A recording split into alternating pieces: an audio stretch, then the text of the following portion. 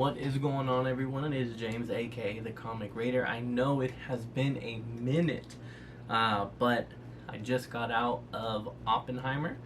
Luckily, I didn't have to wait till midnight to do this one. Was able to catch the 5 o'clock showing, so let's get right back to it. I mean, normally I like to say that I do non-spoiler and then spoiler, but and I mean, we'll stick to that format, but it's really just like a story. So there's really not too much for me to get into on this one. I feel like I'm still probably gonna end up talking for 15 minutes watch, but non-spoiler wise, I mean, it's a damn good movie, man. This is one of my most anticipated movies pretty much since I saw the trailer, started showing in theaters. Anytime Christopher Nolan's doing something, I'm in. So I was excited about it. I don't know jack about Oppenheimer and the story. I mean, I knew the name. I knew, father of the atom bomb, as they call him, but like that was really it. That was pretty much the extent of my knowledge. So I still enjoyed the movie. Now, history buffs, people with a ton of background on the story and who know it very well, hopefully will still enjoy it. I can only trust in Christopher Nolan that the story that he tells is accurate, or as accurate as possible. Maybe there's going to be some liberties taken because it's a blockbuster movie, but so if you do know the story, then hopefully you are still entertained. Again, I found it to be very entertaining, not knowing anything, and I did that intentionally. I didn't want to look anything up prior. But, I mean, it's Christopher Nolan, man. It's you kind of know what to expect if you've seen his movies. It's going to be amazing cinematography. I mean, he nails everything. The cinematography, the musical score, and in this movie in particular, the just audio in general, from the score to the sound effects, to the use of them, to the use of silence, just everything was amazing and intense. The movie is very intense. It's story driven, but it's intense at the same time. It's very intense and suspenseful. I don't know how to explain it other than just saying that. It's so good. And I mean, the characters or the actors and the casting, the dialogue, just everything it's amazing. So that's pretty much, my non-spoiler is freaking amazing. Though I will say I had to go see it in IMAX. So I cannot recommend to you enough the fact that you need to go see this movie in IMAX. The shots that are taken are just that much better on the IMAX screen, and most importantly, again, the sound. Everyone, I've seen all the memes of, you're waiting for the inevitable explosion scene, and you're kind of like, okay, well, that scene's gonna be amazing in IMAX, but it's the whole movie is very loud. The movie is loud. Like I said, the way that he does sound effects, and when you watch the movie you'll know, he cuts in and out of these sound effects of Oppenheimer, thinking about, I don't know, atoms and reactors and stuff like that, and the sound that they make is very loud and intense when you're watching the film. So it's not just an atom bomb explosion scene that you're going for. The whole movie is, in IMAX in particular, is just insane. So highly recommend that. So I mean, that's pretty much it for the non-spoiler. I mean, the movie's, I don't know, 9 out of 10. I can't, it's not a perfect movie because I try my best to be like, okay, well, I gotta save a 10 out of 10 for something, but there's not much that I really have to complain about this movie. It's just good. it's really, really freaking good. Um, so now I'll get into spoilers a bit. Although, like I said, not really. Like, this is the type of movie you just have to go experience. I can't. The only way I could do a spoiler is by telling you the whole entire movie, and that would just be dumb and pointless. So it's really good. Although my wife, she walked out before I did because I went to go use the restroom because I'm an old man and I got to use the restroom, which I'll get into length of time here in a minute. And so she said that she overheard some guys talking about some older gentlemen.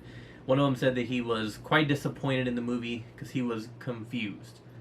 Now, I see where he's coming from. I didn't find the movie to be confusing, but I can get it. It's pretty much like three stories being told, and they're all in the past, of course. But so it's like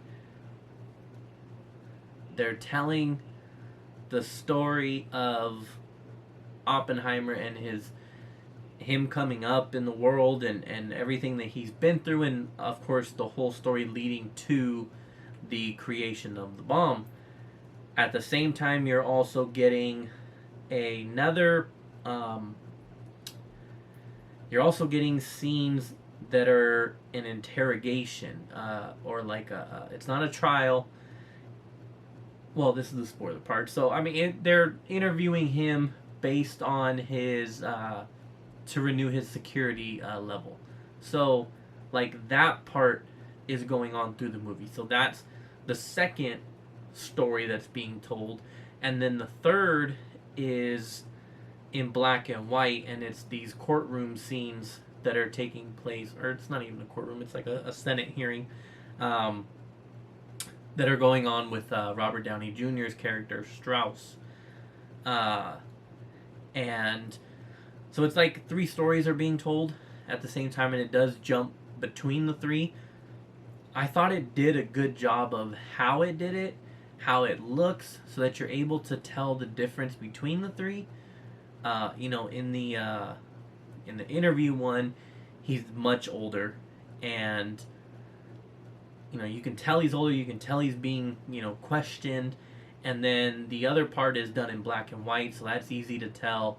And then the whole Oppenheimer upcoming story is just filmed in a way that's for like the IMAX shots and stuff like that. So I get. Like I said, I get where the old man would be coming from when it could get confusing for some people.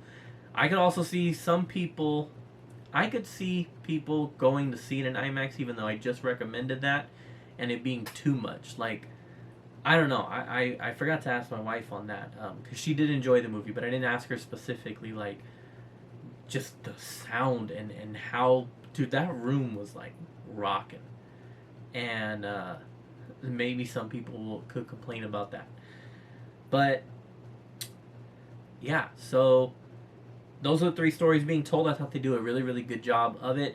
I was intrigued by all three. They kept my attention. Like I said, it weaves in and out very well. All the actors are amazing. I mean, Robert Downey Jr., obviously Cillian Murphy just nails it. Emily Blunt as his wife, I thought was really, really good. She's kind of like an alcoholic through the movie, but like when she gets her scene to shine during the interrogation interview, and she nails it.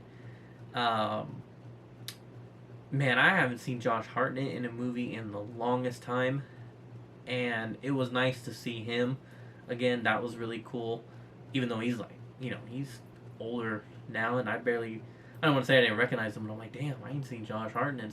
I think of freaking Halloween H2O when I think of Josh Hartnett, and then Black Hawk Down. But, so yeah, he was good in his parts.